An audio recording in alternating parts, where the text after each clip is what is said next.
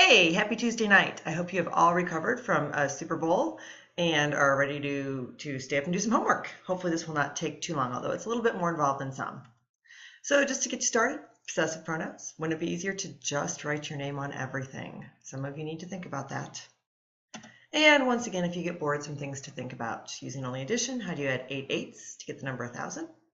A boy fell off a 30-meter ladder but did not get hurt. Why not? And no, he cannot fly. If there are 3 apples, then you take away 2. How many do you have? We'll talk about the answers tomorrow in class. But now you need to think about pronouns. You are making a book foldable. It's going to have 5 flaps, so good luck cutting those. Notice that mine aren't completely even. Hopefully you did better than I did. And we're going to be talking about pronoun problems. You have learned a lot about pronouns, and today you're going to learn about every single problem they have ever had, and we're going to solve them all. So we're going to have to do this somewhat quickly. Take pause, make that foldable. You might have to try it twice, and hit play. All right, open the agreement flap. That should be your top flap. And on the left side, please write, pronouns must agree with their antecedents in number, person, and gender. We've actually talked about this a ton of times, so this is really a review one. You're going to write that on the left side of your flap. For example, the chair Abraham Lincoln sat in at the time of his or their assassination is at the Henry Ford Museum. Well, we need to agree in number. Abraham Lincoln is one person, so it's his. We also need to agree in gender. Her would not work here as well. See? Bob enjoyed his art classes at the community center. Well, we're going to assume that Bob's a boy because Bob is typically a boy name. Don't tell me all you people that I know there's girls named Bobby, but we're going with Bob. So it would have to be his. All right, see if you can do it. One of the buildings lost their or its electricity yesterday afternoon. Most of the classes pushed in its or their chairs. Wow, you should be thinking about indefinite pronouns right now. One body thing. Nobody broke his or her or their promise. Bob or Joe left their or his. Now think, or, that means one of them. Which one of these would indicate one? Oops. Well, let's see the answers, sorry. So there are your answers. I would like you to pick 2 of these and write them on the right side of that first flap for your example. Pause while you do that. All right, now close that flap. And here's my cute little cartoon. So you're telling me a pronoun has to agree with the antecedents person, gender, and quantity. Smart kid he is. Yes, he is. Unclear reference. Please put that on, or please open your second flap.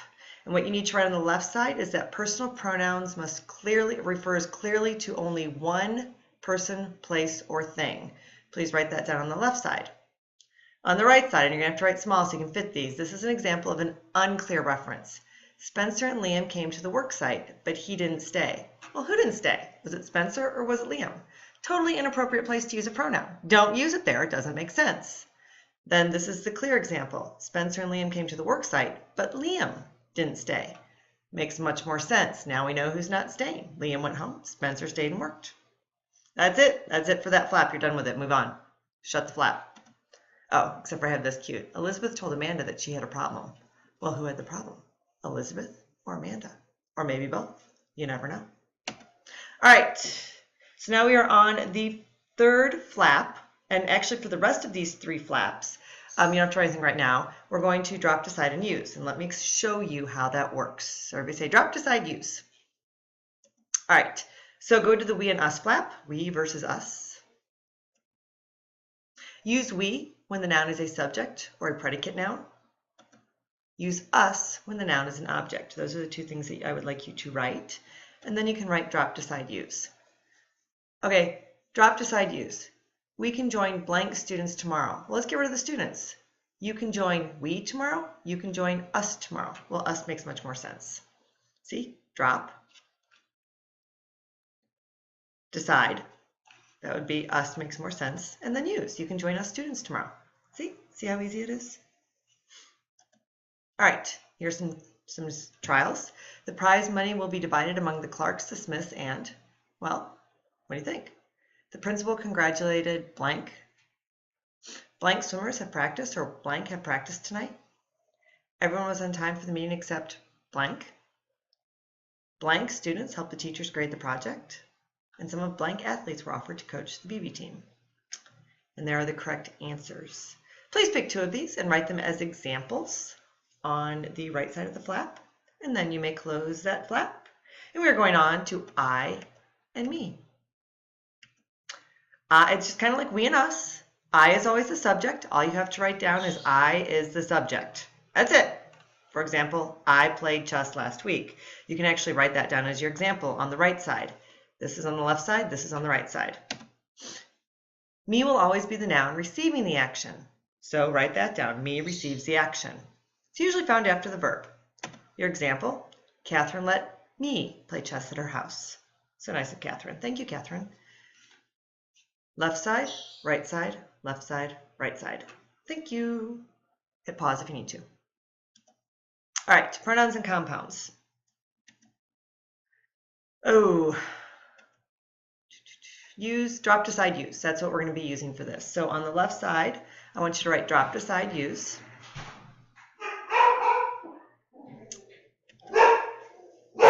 And I'm going to pause to get the dog to be quiet. I'll be right back. All right, I'm back because the dog was barking because Justin was coming home from his sleepover. Justin, you say anything to the class? That was brilliant, darling. Tell him. Okay, go. He's getting ready to go to the gym, which he apparently needs to go to. So you would use the leaders of the team are he and I. And the are thing, it's a predicate pronoun. We'll talk about that tomorrow in class.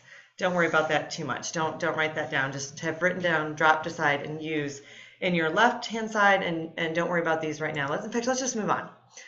All right, you mentally delete. You drop the other pronoun and decide which one sounds good. So here's the example. Mrs. Clark gave an article to Talia, and is it I or is it me?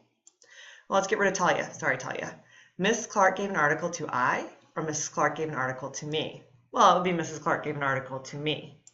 So Mrs. Clark gave an article to Talia and me. Please write this one down as an example. Another one. He and I, me, are the leaders of the team. Well, let's get rid of the he. I are the leaders of the team, or me are the leaders of the team? Well, that second one sounds stupid. I am the leader of the team. Therefore, he and I are leaders of the team. Write this one down as an example on the right side, please. Here are some I tries. Pause it. See if you can figure them out. Remember, get rid of the Alexa, get rid of the Kevin. Get rid of Mr. Wilson, get rid of Miss Kladnicki. You know what to do. And here are the answers. They totally make sense. This is what the inside of your foldable should look like. I know I got a little bit confusing on this last one, so just make sure your notes match mine, please. I'll blame Justin for that since he interrupted my video. So make sure those notes match your notes. And I will leave you with one last thought. I now pronouns, get it? You, he, and she. This is what happened when English majors marry. Have a great night. I will see you in class tomorrow.